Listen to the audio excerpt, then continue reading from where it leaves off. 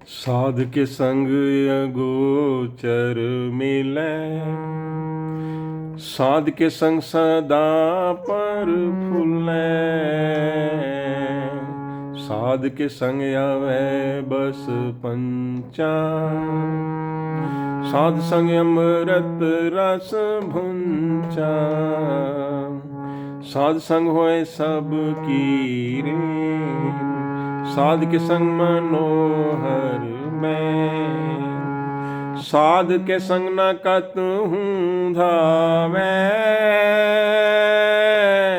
साध संग स्थित मन पावै।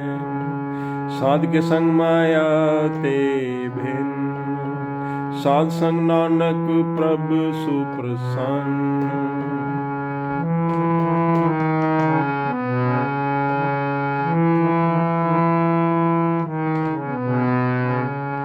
साध के संग अगोचर मिलै, साध के संग सदा पर फुलै।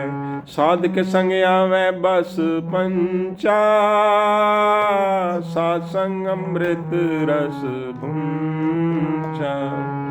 साध संग होए सब कीरे, साध के संग मनोहर मैं। साध के संग न कतहूँ धावै,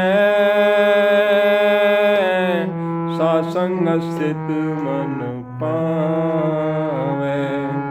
साध के संग माया ते भिन्न, साध संग नानक प्रभु सुप्रसन्न।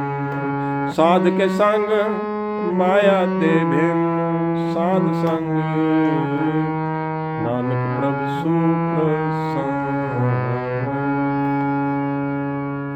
वाहिगुरु जी का खालसा, वाहिगुरु जी की फतेह। कीर्तन कथा की श्रृंखला में आपका स्वागत है।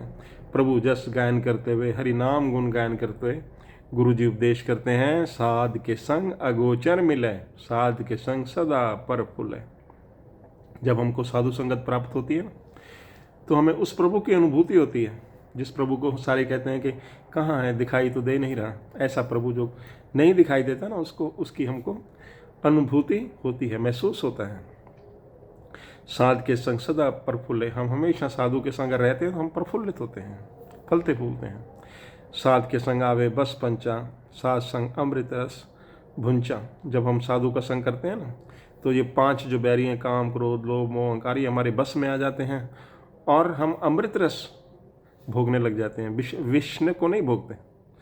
अब क्या ना, नशे पदार्थ में कितना विष होता है, इंसान को पता भी होता है, पढ़ा लिखा होता है इंसान, पर फिर भी इंसान उनका सेवन करने लग जाता है। परंतु साधु के संगत अमृत रस भंचा, अमृत रस में ही आनंद आता है। साध संग हुए सबकी रेन, साध के संग मनोहर बहन। साधु के संगत होते हैं ना, हमारे निम्रता भी आ जाती है। सबकी रेन, सबके चरणों की धूल बनता है, आदमी निम्रता रखता है। साध के संग मनोहर बहन, और वचन इतने मीठे हो जाते हैं ना, सबके मन को हरण करने वाले, सबको अच्छे लगने लग जाते हैं। नम्रता करने वाले के वचन अच्छे तो लगेंगे ना, और ये नम्रता आती है साधु के संग।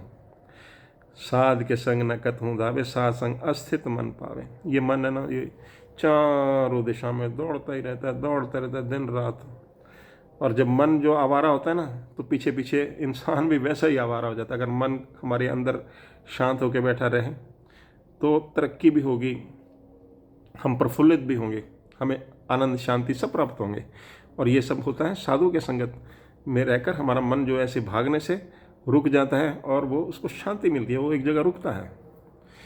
साध संग अस्थित मन पावे, साध के संग माया ते भिन्न, साध संग नानक प्रभु सुप्रसन्न। अगर माया नहीं होती तो दुखी होता ही इंसान। अगर माया होती है तो उसके अंदर पूरे जंजाल में ऐसा फंस जाता है, जैसे कि ना कहते हैं कि मक्खी गीले गीले गुड़ पर बैठ जाए, और या किसी पक्षी किसी जंजाल में फंस जाए और उड़ ही ना सके।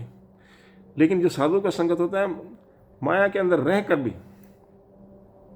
जैसे बत्तख पानी में तैरती है ना, वो पानी में डूबती नहीं, ऊपर ही ऊपर रहती है। तो इंसान की प्रवृत्ति ऐसी हो जाती है, वो माया के अंदर रहते हुए भी माया के जंजाल में फंसता नहीं है। ऐसी बरकत आती है। साध के संग माया ते भिन्न, साध संग नानक प्रभु सुप्रसन्न। अब माता पिता है ना, अगर उनके बच्चे कुसंगत में पड़ जाएं तो क्या माता पिता खुश होंगे? कभी खुश नहीं होंगे।